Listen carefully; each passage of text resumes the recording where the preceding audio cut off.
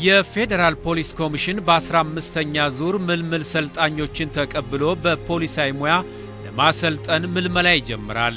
የምልመላ መስፈርቶቹም ለሕገ መንግስቱና ሕገ መንግስቱን መሰረት አድርገው ለወጡ ሕጎች ታማኝ የሆነች ከማንኛውም ደባል ሱሶች የጸዳች ከሚኖርበት ቀበሌ አስተዳደር የድጋፍ ደብዳቤ ማቅረብ የምትችል ለፖሊስነት የሚያበቃ ሙሉ ጤናማ መሆኑ ወይም መሆኗ በሕክምና ማስረጃ የተረጋገጠ ማስረጃ ማቅረብ የምትችል እድሜ ከ18 እስከ 25 ዓመት ከማንኛውም የፖለቲካ ድርጅት አባልነት ገለልተኛ የሆነች የትምህርት ደረጃ ቢያንስ 10ኛ ክፍል ያጠናቀቀች ቁመት ለወንድ 1.65 ሜትር በላይ ለሴት 1.60 ሜትር በላይ ዜግነት ኢትዮጵያዊ የሆነች ካሁን በፊት በወንጀል ተከሶ ያልተቀጣች ካሁን በፊት በፖሊስና በመከላከያ ሰራዊት ውስጥ ተቀጥሮ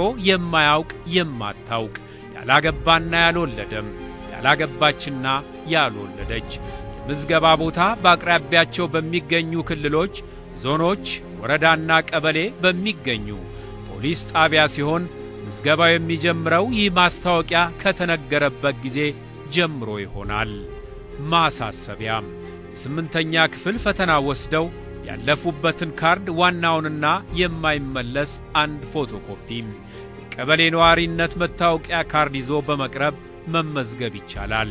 በየትኛውም የፌደራል ፖሊስ ተቋም የሥራ አካባቢ ተመድቦ ወይም ተመድባ ለመስራት ፍቃደኛ የሆነም ሴት ተወዳዳሪዎች ይበረታታሉ። የኢትዮጵያ ፌደራል ፖሊስ ኮሚሽን ዝግጅቶቻችን ቀጥለዋል። በቀጣይ ወደ እናንተ የሚደርሰው ምልከታ የተሰኘው ዝግጅታችን ነው።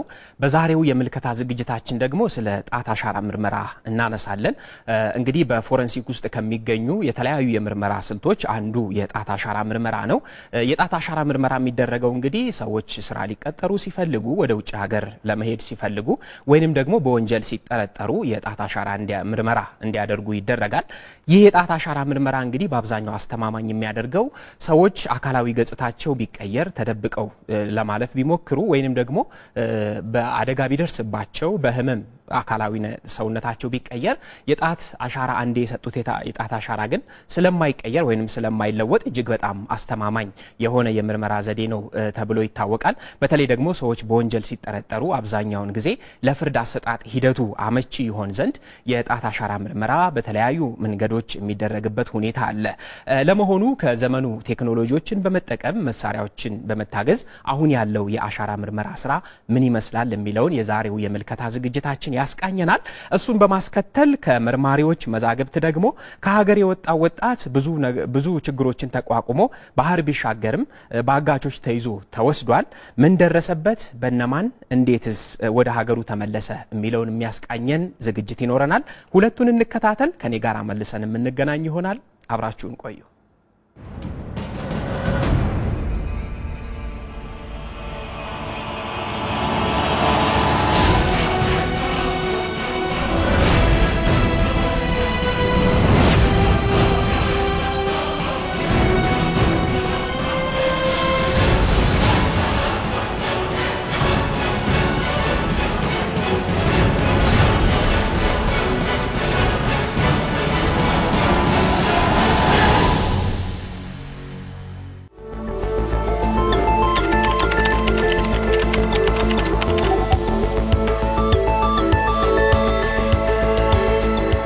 የጣት አሻራ ካሉት የፎረንሲክ ምርመራ ቤተ ሙከራዎች ቀደምት የምርመራ ሳይንስ አንዱ እንደሆነ መረጃዎች ይጠቁማሉ። በፌደራል ፖሊስ ወንጀል ምርመራ ቢሮ የፎረንሲክ ምርመራ ዳይሬክቶሬት ወደ ጣት አሻራ ምርመራ ዲቪዥን የሚመጡት ባለ ጉዳዮች ለስራ ቅጥር የሚጠየቁና ወደ ውጭ ሀገር የሚሄዱ ከነዚህም ውጪ በወንጀል ድርጊት የተጠረጠሩትን ለመለየት የሚካሄድ ምርመራ እንደሆነ ባለሙያዎች ይጠቁማሉ።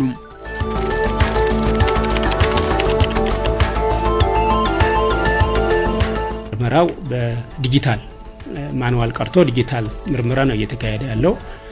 ይሄ ዲጂታል ምርመራ እዚህ ማዕከል ብቻ ሳይሆን ይሄን ምርመራ ወደ ክልሎችን ለማውረድና ለህብረተሰቡ ተደራሽ ህብረተሰቡ ሳይሆን ወደኛ መቅረብ ያለበት እኛ ወደ ህብረተሰቡ መቅረብ ስላለብን በሁሉም ክልሎችን ይሄን ምርመራ ለማዳረስ ብዙ ጥረት እየተደረገ ይገኛል።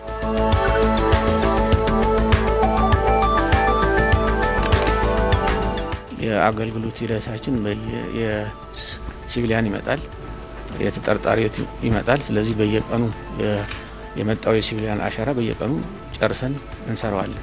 የሚያድርም የሚቆይብን ነገር የለም። አው በተመሳሳይም የሚመጡ ተጠርጣሪዎችን በተመሳሳይ እንደዚህ እስከ አቅማችን በፈቀደ ነገር ጨርሰን ወጪ እናደርጋለን።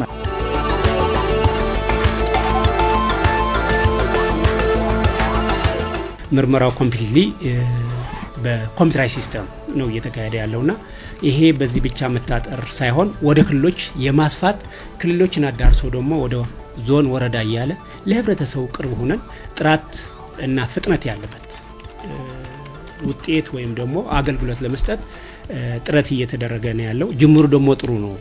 አሁን ድሬዳዋ በቅርብ ነው የጀመረው ግን ውጤታማ የሆነ ይሄድበት ያለው ነው። በዚህ እንደ ፌደራል ማረሚያ ቤት የሚጠቀሙበታል። በእነዚህን አስፋፍተን ቴክኖሎጂውን ወደ ሁሉም የማስፋት ስራ እየተሰራ ይገኛል። በማዕከል ግን ጥሩ ስራ እየተሰራ ነው። የጣት አሻራን በመተንተንና በመለየት አስፈላጊውን መረጃ ለመስጠት የሚደረገው የምርመራ አይነት እንደ ዘመኑ እንደ ቴክኖሎጂ ውጤት እንደ መለያየቱ በፊት ጊዜ መውሰዱ በቀጠሮ ማመላለሱ ይታይ የነበረው ዛሬ ዘመኑ ባፈራቸው ቴክኖሎጂዎች በመጠቀም ፈጣን የሆነ አሰራር ላይ እንደተደረሰ ይነገራል። ከፈረንሳይ ካምፓኒ መጥቶ እነሱ የሚጠቀሙበት ነው የሚሰራልና ዓለም አቀፍና ዘመናዊ ሆነ ነው። ስለዚህ ከዚህ አንፃር ጥሩ ስራ እንሰራለን ብለን እንጠብቀው። አስተማማኝ ስራም ዘመናዊ ነው፣ ፈጣን ነው። ማለት በሰከንዶች ነው ይመጣል። ከዛ ደግሞ ለይተን ወዲያውኑ ስካን አድርገን ወዲያውኑ ያልተሟሉ ነገሮችን ያመጣልናል። እኛ ኳሊቲ መሟላት የሚገባቸውን አሟልተን በሰከንዶች ነው የሚመጣ።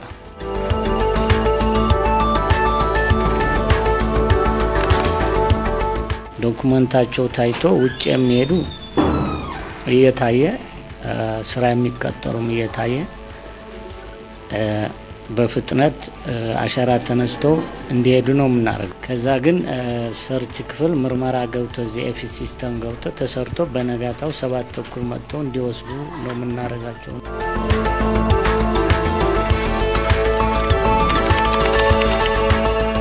አንድ 20 ደቂቃው ነው ከመጣሁኝ ማለት ነው።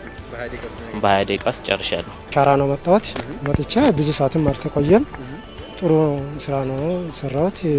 ያ እዚህ ውስጥ ያሉትም የማግዙት በተራ ሰልፍ ያቆሙ መከላከያችን ጥሩ አይነት እየሰራ ጥሩ ሁኔታ በቆንጆ ሰዓትም ሳይቆይ ጥሩ ሁኔታ ነው። ጠቅላላ ግማሽ ሰዓት 30 ደቂቃ እዚህ ያለው በጣም ፈጠነብኝ አሁን ከበፊቱ ማለት ነው። ስለዚህ ጥሩ ነው፣ በጣም ደስ ይላል። አገልግሎቱ አሰጣጥ በጣም ፈጣንና ቀልጣፋ ነበረ። በጣም ያረካል። ጥሩ ነበረ። ያው ከሰልፉ ውጪ 30 ደቂቃ ራሱ አልፈጀም። በጣም ፈጣን ነበረ። 15 ደቂቃ ራሱ ያው የፈጀም አይመስለኝ። ጥሩ ነበር ብዬ ነው የምለው።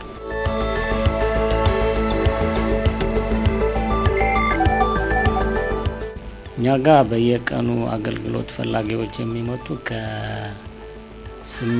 እስከ 900 ይመጣሉ በየቀኑ ማለት ነው። እነዚህ ደግሞ በተለይ ወደ ውጭ ሀገር የሚሄዱና ስራ ተቀጣሪዎች ናቸው እና እነዚህ ደግሞ በአንድ ቀን ተቀብለን በነጋታው ሰርቲፊኬት እንሰጣለን ማለት ነው። ውጤት የሰው ኃይላችን ያጠናከርን አንዳንድ በአስተያየት በበራሪ ወረቀት የምናገኛቸው አስተያየት የሚሰጡን እነሱ ያየን እርማት ያረግን በዚህ ፈጣን ያረግን ይሄድን ነው ማለት ነው።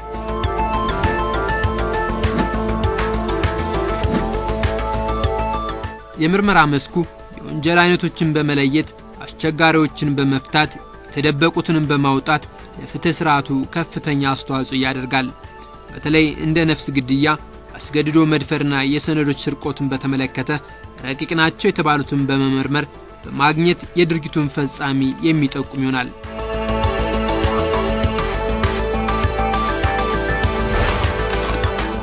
የጣት አሻራ የምርመራ አሰራር ለማሳደግ የተሻሉ የቴክኖሎጂ ውጤቶችን በመጠቀም አሁን ካለው በምርመራ የማግኘት አሁን ከሚታየው ውጤት የመስጠት ጊዜ ማሻሻል እንደሚቻል ባለሙያዎች ይናገራሉ። በሰለጠነ የሰው ኃይል የማደራጀት ምርመራውን የማስፋት ወደ ክልሎችን በሁሉም ተደራሽ ለመሆን ብዙ ነገሮች ሲሰሩ ቆይተዋል።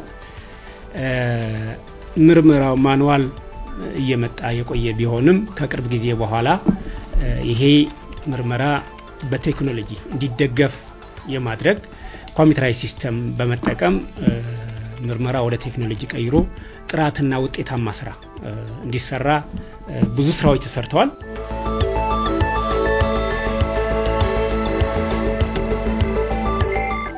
አንድ ላይፍ ስካን ብታስቀምጥ በቀን ከ70 እስከ 80 ሰው ነው የሚያነሳው። ስለዚህ እኛ ጋር የሚመጣው ሰርቪስ ፈላጊ ደግሞ በጣም ብዛት አለው። ስለዚህ በዛ ያለ ወርክ ስቴሽን ወይ ላይፍ ስካን ያስፈልጋል። ይሄ ማጥንተን ለተቋም አቅርበናል። ተቋሙም እንደውም በዚህ አመት የተወሰኑትን ለመግዛት እንቅስቃሴ እያደረገ ነው ያለው። ሙሉ ለሙሉ እንኳን ባይገዛ ቀጣይ አመት ይገዛል። የተወሰኑ ግን በዚህ አመት ገዝቶ ወደ ተግባር መግባት ይሄ ለኛ ብቻ አይደለም፣ አጠቃላይ ወደ ክልል እንደ ሀገር ማለት ነው። እንደ ፌደራል ፖሊስ ብቻ ሳይሆን እንደ ሀገር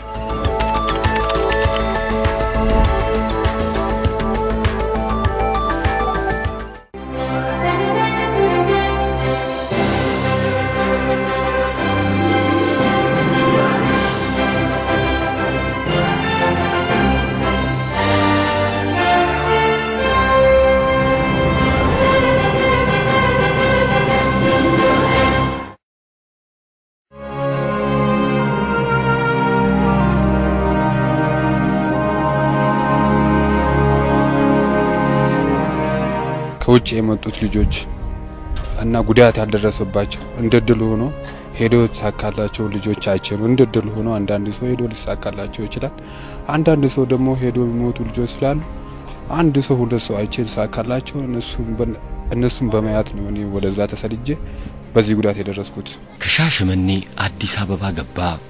ብዙም ሳይቆይ ወደ አዳማ ተጓዘ። ከአዳማ ጅጅጋ ደረሰ። እዚያ ከአንድ ደላላ ጋር ተገናኘ። ሰውየው በህገወጥ መንገድ የሚሄዱ ሰዎችን የሚያፈላልግ ነበር። ቤቱ 2 ቀን አሳደረው።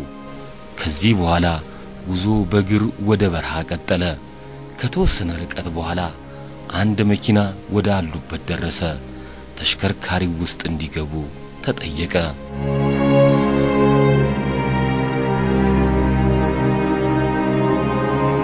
ወንበሩ ከውስጥ ወጥቶ ሰው በቃ እንዲ ተጫንቆ ነው የሚቀመጠው። እዛ ውስጥ ወደ 30 ሰው አካባቢ ሴቶቹም ወንዶቹም አሉበት።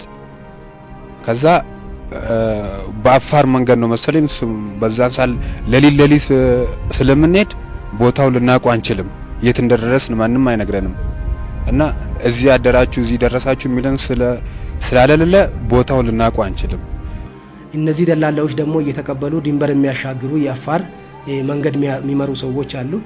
እነዚህ ሰዎች እየመሩ መንገድ እያሳዩ ወደ ጅቡቲ ያሻግራሉ። ከአፋር በኋላ ደግሞ በቃ ቀጥታ ጅቡቲ ነው። በእግራችን በረሃ ውስጥ እየር የሞተ ሰው ብዙ ሰው መንገድ ላይ ጥለናል፣ ሴቶቹም ወንዶቹንም ማለት ነው። ከዛ በኋላ ጅቡቲ ገብተን ጅቡቲ ላይ የሆነ ደላላ ቤት አስገብተን 10 ቀን ቆየን። ሰው እስኪሞላለት በጀልባ ሰው እስኪሞላለት ማለት ነው። ከዛ በኋላ የሆነች ባህር አለች፣ ትልቅ ባህር ጋር ለመሄድ ማለት ነው። ያንን ባህር ዙረን ወደ ትልቅ ባህር ወሰደን። ባህሩ በጅቡቲና በየመን ድንበር ማለት ነው። የመን ለግባት ያንን ባህር ነው የምንሻገረው። አዩ የምትባል ቦታ የስደተኞች ማጠራቀሚያ ቦታ ስላለ እዛ ቦታ ላይ ሰዎችን በአንድ ላይ ያስቀምጧቸዋል። ካስቀመጡ በኋላ በጀልባ ላይ ለማስገባት ባህሩን ለማሻገር ሁሉንም ወደ 60 እና 70 እስኪጠራቀም ድረስ እዛ ካቆዩ በኋላ ወደ የመን እንዲሻገሩ ያደርጉታል። 80 ሰው የሚሆን ተጫነ። ለ4 ሰዓት ስንሄድ በቃ ይከብዳል። ውሃው የተራጨባቸው ሴቶቹ ላይ የሚወርቁ ሴቶቹም አሉ። ከዛ እንደምንም ብለን 6 ሰዓት ተጉዘን የመን ድንበር ላይ ውሃውን ጨርሰን ወረን። ልክ እንደወረን ውሃ ጠጥቶ የሞቱ ሴቶችም አሉ ወንዶችም አሉ። ያው ምንም ማድረግ ስለማንችል እኛም ህይወታችን ማትረም ስለምፈልግ ልክ ትንሽ እንደር በመሳሪያ የታጠቁ ኢትዮጵያውያኖችና የመኖችን አገኘን። ይሄ ኢትዮጵያ በመሳሪያ ነው የሚያስፈራራል ተሸፍኖ፣ የመኖቹ ደግሞ ይመቱናል። መኪና ውስጥ ግቡ ነው። መኪና ውስጥ ስንገባ ሌላ ሰውም ታግዶ መኪና ውስጥ ያለ ሰው አለ። ያ መኪና ሽፍን ነው። በሱ ተጭነን 50 ሰው ነው የተጫነው። ሌላ ሰው ደግሞ በሌላ መኪና የተጫነ ነው። ከዛን ትልቅ በረሃ ውስጥ የ1 ሰዓት ተኩል መንገድ ተጓዝ። እዛ ሞሃ የምትባል በረሃ ከወሰዱ በኋላ ማንም ሰው በማይደርስበት በረሃ ውስጥ በሽቦ የታጠረበት በላስቲክ የተወጠረ ቤት ውስጥ እያስገቡ ግለሰቦቹ ልክ እዛ ሲደርሱ ሌሎች ቀደም ሲል የገቡትን ሰዎች ሲያንገላቱ ያሳዩዋቸዋል። ቶሎ ብሎ የራሳቸው የቤተሰብ ስልክና ወይም ከሳውዲ አረቢያ ወይም ከኢትዮጵያ ያንን የራሳቸውን ስልክ ቁጥር እንዲሰጡ ለማስፈራራት ብሎ መጀመሪያ የሚያሰቃዩትን ሰዎች ቀድሞ ያሳዩዋቸዋል። ቤት ውስጥ ገባን። ውስጡ በኩምቡርሳቶ ነገር ታጥሮ በር ላይ ስንገባ ጥቅሱ ምን ይላል? ስልካችሁን አዘጋጁ ወይ ደግሞ ህይወታችሁ እንዳይጠፋ ይላል። ስንገባ ግድግዳው ምናምን ደም ነው። ስገባ 2 ሰው እየተመታ ነው ተሰቅሎ ማለት ነው። እግሩና እጁ ተሰቅሎ ይሄ እዚህ ያመጣ ነው ልጅ ማለት ነው። እዚህ ያዛዝ ነው፣ በፖሊስ ያዛዝ ነው ልጅ እዚህ እሱ እየደበደባቸው ነበር። እያንዳንዳቸው ቁጥር ይጠየቃሉ። ቁጥራቸውን የማይሰጡ ከሆነ ከፍተኛ የሆነ እንግልት፣ በደል፣ ከፍተኛ ግርፋት፣ ከፍተኛ የሆነ በደል ደርስባቸዋል። ያንን ቤተሰቦቻቸው ደካማ ቤተሰቦች ከሆኑ እስከ 2 ወር 3 ወር እዛ እየተንገላቱ ከፍተኛ የሆነ ግርፋት እየደረሰባቸው በደል እየደረሰባቸው እዛ ጋር ይቆያሉ። ከዛ ከቆዩ በኋላ ከሳውዲ አረቢያ ከሆነ ሳውዲ አረቢያ ላይ የተወከለ ሰው ይኖራል። የሳውዲ አረቢያ ስልክ ከሰጡ የሳውዲ አረቢያ ላይ በዚህ ስልክ እንድታስገቡ የሚል የራሳቸውን ስልክ ቁጥር ይሰጣሉ። የግል ተበዳይ ቤተሰቦች ሳውዲ አረቢያ ካሉ ለዛ ለተባለው ሰው ብሩ እንዲገባ ይደረጋል። ከ30,000 እስከ 50,000 ብር የሚደርስ ይሄን ያህል ነው የሚጠየቀው። ከዛ በኋላ ደግሞ ወደ ሀገር ውስጥ ከሆነ በኢትዮጵያ ውስጥ ይህንን የነሱን ጉዳይ የሚያስፈጽሙ እዚህ ጋር ያሉ ግብረ አበሮች ስላሉ እነዚህ ሰዎች የኢትዮጵያን ስልክ ቁጥር ከሰጡ የኢትዮጵያ የግል ተበዳዮች ቤተሰቦች እነሱ በሰጡት ቁጥር መሰረት ለአጋቾቹ ግብረ አበሮች ብሩን እንዲያስገቡ ይደረጋል።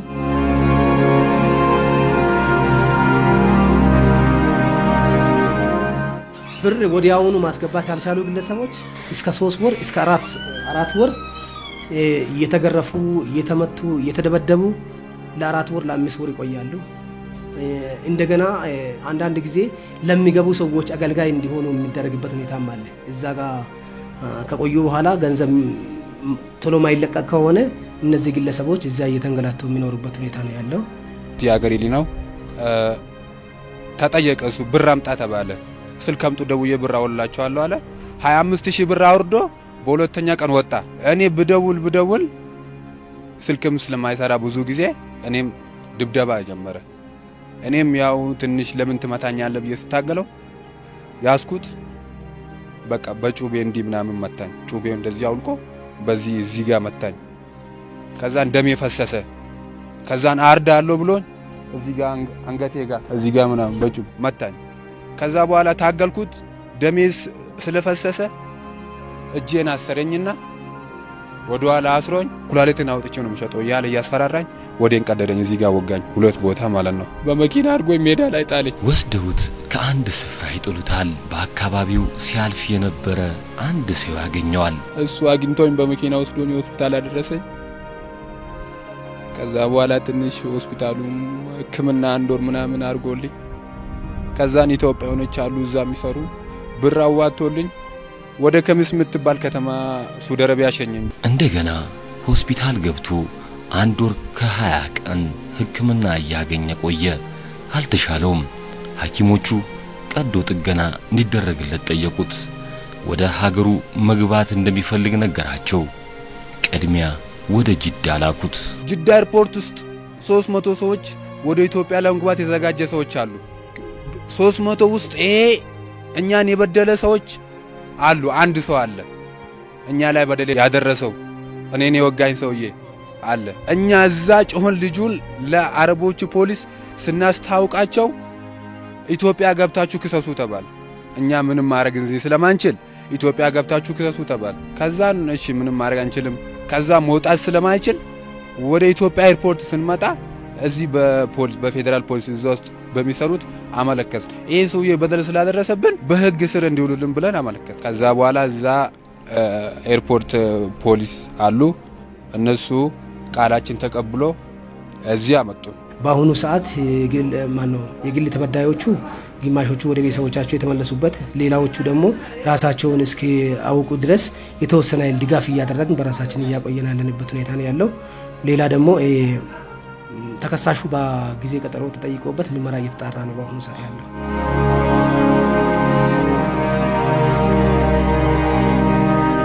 ጥፋተኞችንም ደግሞ እኛ በተቻለን መጠን ምርመራውን በማጣራት እንዲቀጡ የምናደርግበት ሁኔታዎች አሉ። ከፍተኛ የሆነ ቅጣት የሚያገኙበት አለ።